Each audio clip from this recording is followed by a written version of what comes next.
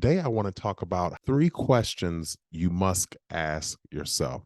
How to find opportunity in every situation. Now, I'm going to take my time a little bit with this one, and only because I really want to make sure that each concept, each thought is fully flushed out so you really walk away understanding what I'm talking about. I'm going to reference some biblical text in this episode. So for those who may take issue with the Christian faith or with biblical principles, I'm letting you know where we're going and what's going to be the foundation for our conversation today. But if you're a regular and you're used to my programming, my show, my content, you already know that this is the root of most of the content that we produce. So it's who I am, it's what I do, and you probably won't have an issue with that. Trust and believe that. So let's get into it.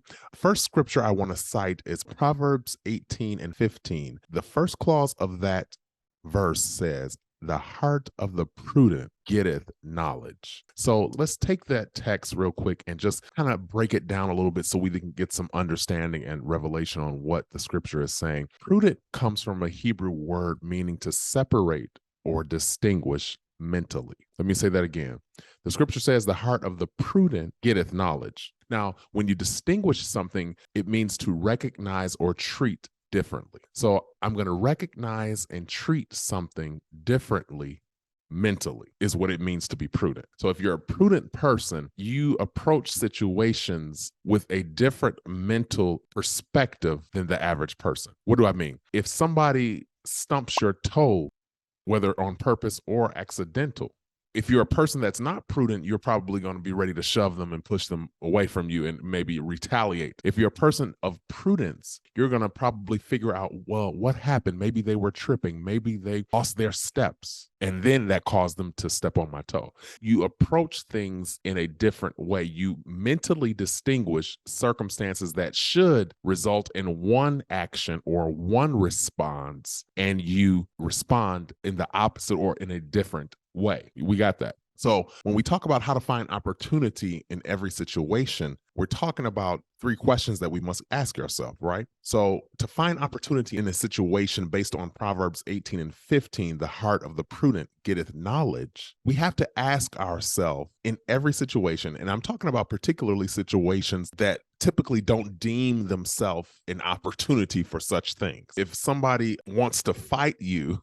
we'll just take maybe after school, when you were in school back in the day, and somebody said they want to fight you 3:00 on the parking lot, you're obviously not going to look at that situation as an opportunity to obtain knowledge. You're going to look at that either as an opportunity to use your aggression to retaliate or fight back, or to use your fear to flight and run. You get what I'm saying? In using these questions to find opportunity, I'm talking about using them in situations that you typically don't deem itself proper for such use. So what do I mean? The first question that we have to ask ourselves in order to find opportunity in every situation is, what did I learn? What did this situation teach me? What can I learn from this situation? What lesson can I take away from this circumstance? All of those questions support that. What did I learn? Remember, the heart of the prudent getteth knowledge. So if you're prudent and your desire is to look at situations in a different way, through a different lens, and distinguish what they typically are supposed to mean from what you want to walk away with, you can look at that situation with a prudent eye and take a lesson, even though it does not look like there's a teachable moment there. Let me use an example for it real quick, because I want to make sure I break this down and give you the scriptural reference, but also give you some practical examples as well. When I was in college, now mind you, I went to a very small college, only a handful of Black people. When I got there, I realized that the Blacks, we were an anomaly at the school. You know what I mean? I didn't know that going in, but it was okay with me. I didn't mind. I didn't care. I had been in those kind of environments before. It wasn't a big deal to me. But what I learned is that because there was such a small group of Blacks at the school, the Blacks that were there, you found that it was cliquish. Everybody had a group. Everybody had a sector of people that they gathered with because there was such a small amount of them. And sometimes it was typically, most of them were gathering around with the sports types of individuals, the premier sports athletes. And my roommate, whom I love to this day, is the premier basketball player on the team, freshman just like I, but he was drafted from a high school where he did well and was the premier player on the team. Well, quite naturally, he attracted people. So there was a clique that was all around him. Well, between him and I, we had a beautiful relationship, great friendship, and great time living together in the dorm. And we began to form a group of ourselves, or people just, we didn't form it. They just kind of were attracted to us. You know what I mean? It was just people that obviously were fond of him because of his status on the team and all that stuff. And then we just all enjoyed being around each other. Well, this group formed kind of organically, and it just became the group that we just hung with all the time. Well, one particular individual in the group, because obviously I was the only non-athletic person in the group, but it didn't matter to any of the athletes. We were all cool. We all found common interests. We loved one another. We kicked it, all that kind of stuff. But there was one individual who tried to always make distinctions and tried to always find opportunities to pick on me and pit my roommate and I against each other. Well, it didn't work, but the persistence was still there. You get what I mean? Well, one day I had reached my peak in this behavior, and it showed in my response. We'll just fill in the color in the lines and fill in the blanks for yourself. But it was not a great situation. And I walked away from that situation. Now, mind you, these were people that I enjoyed, and for a long time, I put up with the behavior just because I said, okay, it's cool, whatever. I kind of slapped back a little bit, or clapped back, as they say, a little bit, and I gave my, since I wasn't just getting beat up on it or you punched around and all, none of that. But it began to wear on me because I'm like, okay, now it's just becoming a little bit too much. You know what I mean? And one day I just blew a gasket. Well, after that point, I was done. My roommate, we cool. With the other people that I was in the group, we cool. But with this particular individual, oh, I'm good. And if we're gathering and this individual is going to be there, I'm straight. I'm good. Y'all go have fun. Tell me about it. And we'll get together on the sidebar. But as it pertains to this person, I'm good on them. That was my position. And I was good. Seriously, I didn't have no ill feelings or anything like that. Well, one day I was in the basement of our dormitory and watching TV, and my roommate came down and he said, hey, somebody upstairs for you in our dorm. And I'm like, who's upstairs? I was like, okay, I got up, went up the steps, went to the dorm, and it was this particular person that I had the issue with. Now, mind you, this weeks had passed, since I crossed this person's path. Well, unbeknownst to me, the person had been wanting to reconnect with me, but didn't know how. They thought I was mad and didn't want to kind of push my button again. So they kind of just stayed out of my way. But they had been telling my roommate that, I miss him, I ain't mean it like that, whatever the case may be. So my roommate took it upon himself. He was like, I'll fix this, I'll fix it. You know what I mean? Now, mind you, this individual was somebody that I loved and liked their company. It was just this persistent kind of behavior that was a little annoying. When I got into the room and saw that it was them sitting there, I was like, okay, I sat there and I just looked, and I looked at both of them, and I'm like, okay, in other words, without saying like, how can I help you?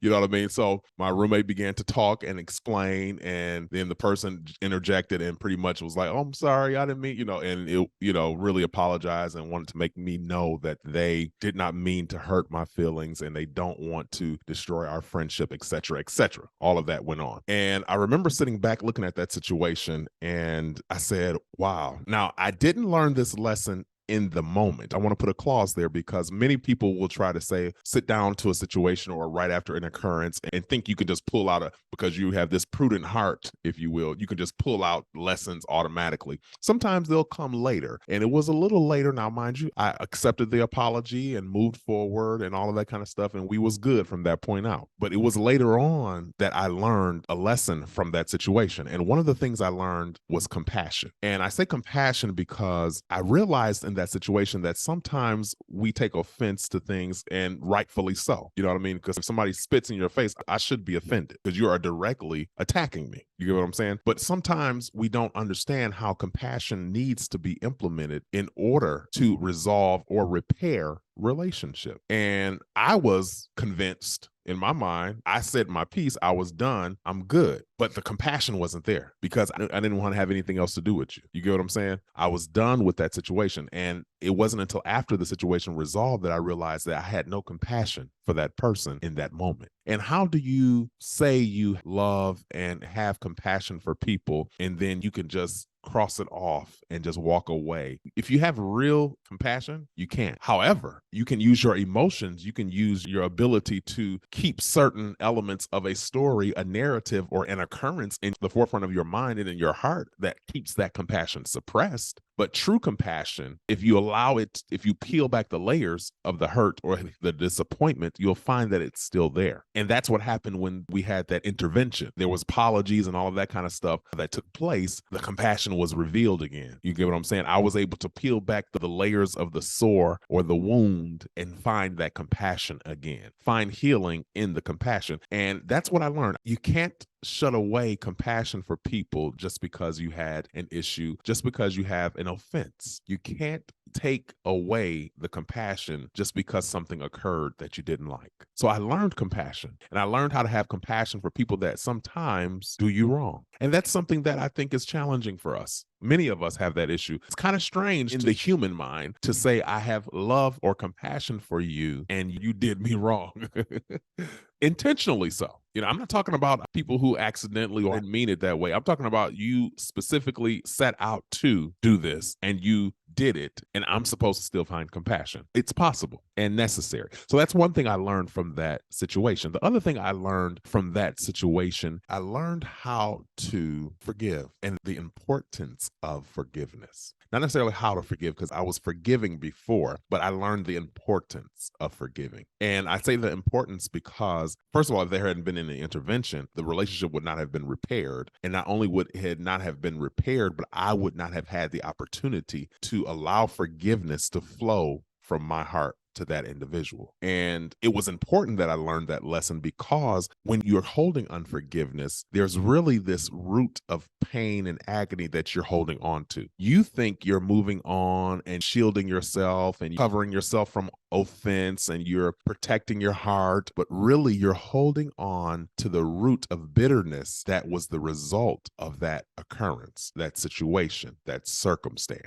And I didn't realize that until the relationship was repaired and I had forgave, because after I had forgave, this burden lifted. I was lighter again. I didn't realize how heavy and how deeply seated I had become in unforgiveness, which ultimately showed up in this rigid type of personality, this rigid type of existence. You know what I mean? Very cut and dry, very nonchalant. It wasn't until I forgave that I realized that I was bogged down with unforgiveness. And sometimes we don't see it as unforgiveness. Like I said, you see it as you're just protecting yourself. You're not going to put yourself in that situation again. And granted, just because you forgive doesn't mean you have to fall back into a continual relationship with that person. You know what I mean? Sometimes it just needs to be severed, but if you forgave, you're not going to have ill feelings. You're not going to be avoiding people. You're not going to be trying to make sure that so-and-so ain't there if you being invited to an event or to dinner and who all going to be there. You know what I mean? That kind of situation. You ever had those kind of people when you call and you invite them somewhere? Well, who all coming? Why is it necessary to know? Because you're trying to avoid so-and-so, or you want to make sure if so-and-so is there, you show up in a certain kind of light, whatever the case may be, but you start acting and responding in those kind of ways. And many times that is a result of you not having forgiveness. And sometimes it's insecurity and other things, but sometimes it is unforgiveness for whatever a person may have done, said, or whatever to you in the past. When you forgave truly, you won't walk around with that kind of burden on you. You can look that person in the face, bid them well or wish them well, and go on about your business. You won't have to walk around trying to sneak around and cut corners and avoid because you forgave. So I learned compassion and I learned forgiveness from that situation. And I'm so grateful that I learned it at that stage in my life, because I was fresh in college. So 18, you know what I mean? And I learned it at that point, and it changed the way that I deal with offense from that day forward. I took the time to say, okay, I have to forgive. Now, whether I want to reconnect, resolve, and repair the relationship is a whole nother situation. That's a whole nother conversation.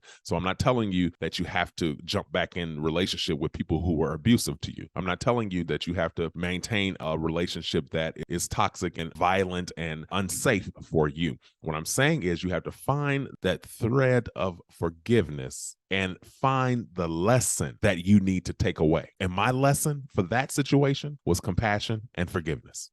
There's a lesson in the situation that you're in. There's a lesson in the circumstance that you're in right now. What is the lesson? What can you learn? how can you shift? How can you utilize your prudence? How can you shift your heart to a place of prudence so that you can obtain knowledge and ultimately grow and excel and fly above? That lesson takes you and lifts you to another level of wisdom that you would not have had you not taken the time. Mind you, this is intentional work. This ain't something that you're going to just do haphazardly. This ain't something that's just going to occur just randomly. You have to consciously put the effort to say, what can I learn from this? What's the lesson in this situation? I guarantee you, if you sit down, ask the question, and like I said, it may not come that day because you might still be burdened down with emotion, and that's fine. Don't cancel your emotion. I'm not telling you not to feel. I'm not telling you not to have thoughts, feelings about the situation or what happened to you or what they did, what they said, etc. I'm telling you that after you've gotten over your emotions, set them to the side for a moment and look consciously at that situation and say, what can I learn? That's the first opportunity that you can utilize. What can I learn? Proverbs 18:15 says that the heart of the prudent getteth knowledge. So from this moment forward, let your heart be prudent.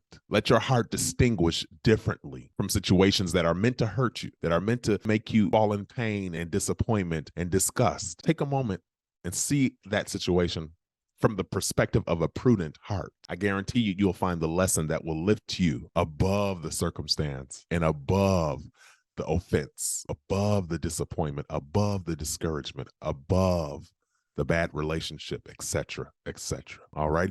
The next opportunity that we have in every situation. First, we started off with Proverbs 18:15. Next, we're going to talk about 1 Peter 4:8. Above all things, have fervent charity among yourselves. And this is why. He says, for charity shall cover the multitude of sins. I'll say that again, 1 Peter 4:8. He says, above all things, have fervent charity. And here's why he said it. He said, because charity shall cover the multitude of sins.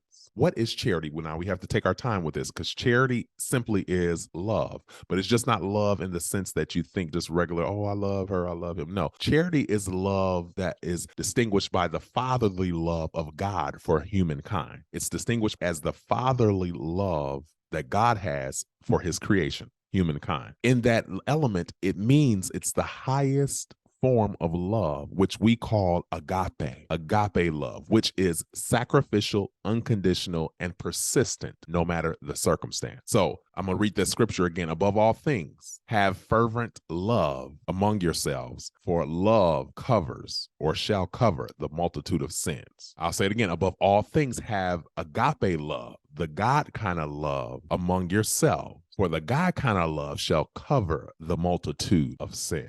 When we talk about fervent, it says above all things have fervent love. What is that fervent? Without ceasing. That's what fervent means, without ceasing. What a tall task. What a tall task. What big shoes to fill. I'm serious. What big shoes to fill. You telling me, regardless of the circumstance, regardless of the situation, to have a love, a God kind of love though, sacrificial, unconditional, persistent, no matter the circumstance, kind of love without ceasing for all the men and women in my life, no matter what's going on. That's a tall task. That's a tall task. Not only does it say have fervent love, but here's why. It says because it will cover a multitude. And that word multitude just means a lot, a load, a whole lot, a whole lot. Cover a multitude of sin. And that sin simply it means offense. So what does it say in layman's term? Above all things, have love for yourselves and your brothers and sisters, for that love will cover the offense that occurs in those relationships. The love will cover the offense. When we find love, when you take a situation that may not feel good, that may not look good, that may not be one that you want to say is lovable, when you take a situation and you try to find the thread of love, that fiber of love in the situation, ask yourself when you look at the situation, okay, where's the love in this? Where's the thread of love in this situation? Because I guarantee you, when you find the thread of love, you'll find God. And you might say, well, oh my God, well, how is God in this situation? It's abuse. It's all kind of things going on. How is love in this situation? Well, how about not look at the situation and look at yourself in the situation? Because sometimes it may not be love in the situation or what has happened to you, but the love might be for you and how you responded, how you behaved, or how you handled. And you might see a thread of growth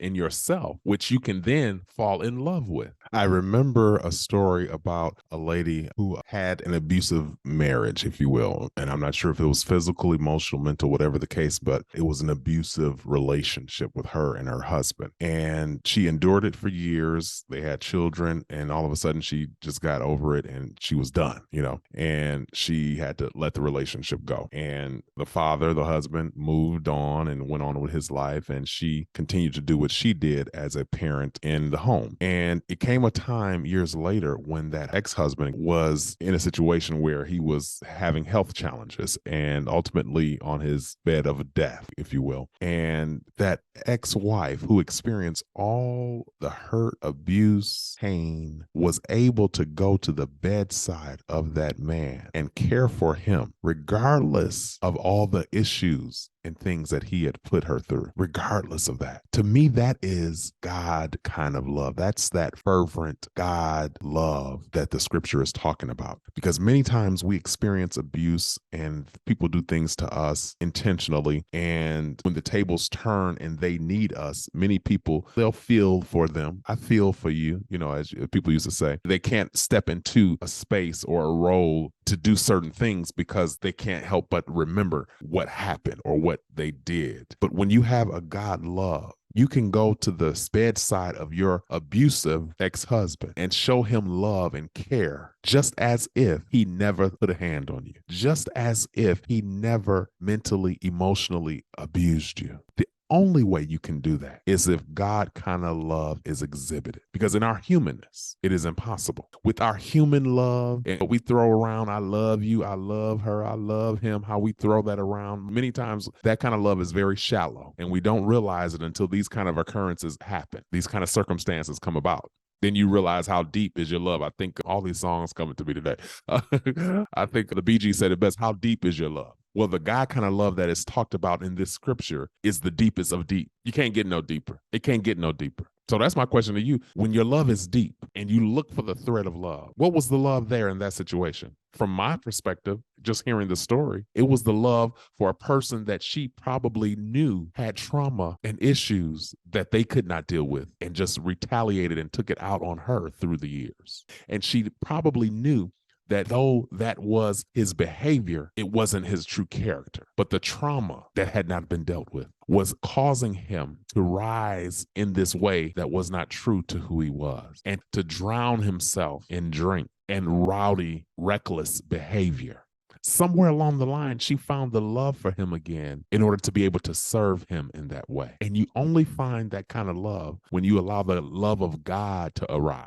Because in yourself, you'll be like, girl, I feel for him, but when that God kind of love arises, you'll want to run to the rescue, to serve. If there's nobody there, and that's what the situation was from what was explained to me by her, is there was nobody else there to be by his side. Nobody else. Out of all the family, all the people, there was nobody else there. And something in her heart said, I'm just going to go. She had to go because it was her assignment to show him. It might not have even been for her. It might have been for him to recall all the things that he had put her through and to know that even now she could come and serve him in a way that he was probably not deserving. What do you think he saw in that situation? He saw the God love. If he never knew at any other point in his life, he knew God was real in that moment, because he's looking at this woman that he used to abuse, who's now serving him when nobody else will. That's when love covers. And I guarantee you, when you say to yourself out of every circumstance, where is God? All you need to say is, where is the love? Roberta Flack said that.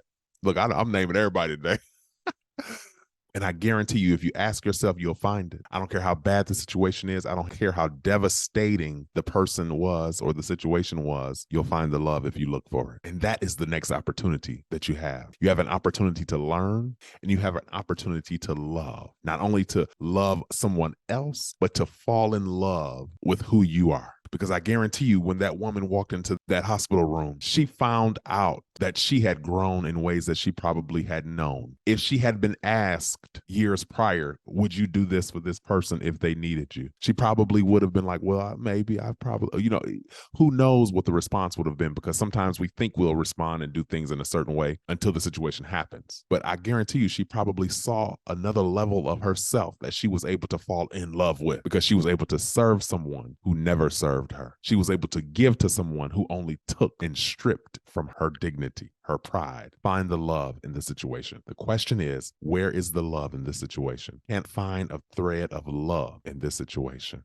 And I guarantee you, if you do, it will give you an opportunity to grow in affection, compassion, and ultimately exhibit the God characteristic to those who need to see it. The next opportunity you have, we're talking about how to find opportunity in every situation. 3 questions you must ask yourself. The third question and final question is one of thanksgiving. 1 Thessalonians 5:18 says, in everything give thanks. Simply means be grateful. If I had to put it in layman terms, which I think that is pretty clear, but I'll say it in another way, in everything, in every situation, in every circumstance, be grateful. That's a challenging thing. But what I learned, and I learned this personally, is when you're grateful, it's very hard. It's very hard to be resentful. You can't be resentful and grateful at the same time. So when you had these situations that were tough and hard to deal with, or people that were abusive and things of that nature, if you find an element of gratefulness, you'll find that the resentment begins to dissolve. And that is important because people get in situations that they don't even ask for it. Granted, I know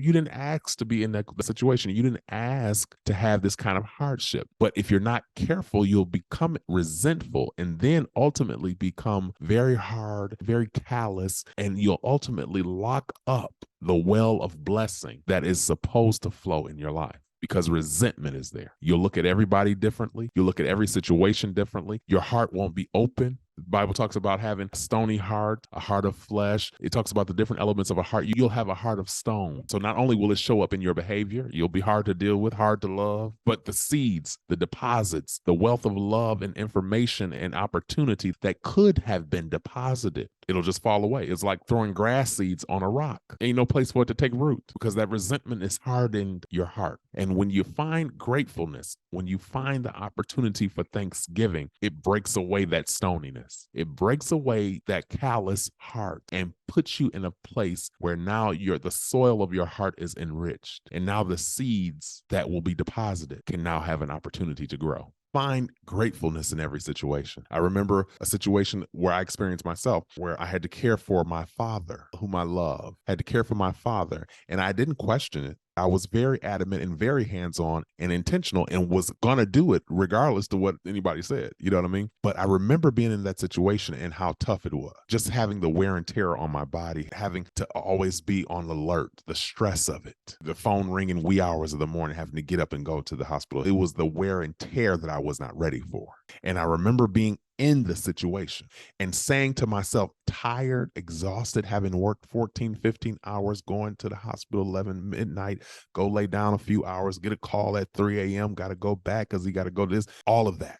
Being the only child available because of proximity to be able to be hands-on like that. I remember saying to myself, I'm honored to serve him in this way. I was grateful for the opportunity to serve him in that way. Was it easy? Not at all. But my gratefulness gave me the ability to push forward. Even when I was tired, drained, strained, stressed, my gratefulness gave me the push that I needed because I looked at it as a situation that I did not have to be privileged to have. And I was privileged to have it because I knew that I had the opportunity to show him the level of love that I had for him. It's one thing to just say, oh, you know, your kids love you and your family love you, but it's another thing when situations arise and they have to exhibit the level of love that they have. And the level of love had me getting up wee hours of the morning, meeting him at the ER, getting up wee hours of the night, going to check on him because the call came through, getting up in the wee hours of the morning just because he called and wanted to know where I was. You get what I'm saying? All of that gave me the opportunity to serve in a way that I did not know I could, but I knew in the situation, I was grateful for the opportunity. Did I want it to happen? Absolutely not. Absolutely not. Did I necessarily want to be the only child of his in proximity that was able to get up and go and run and be available because I was just the one that was nearest? Not necessarily. Not at all. Not at all.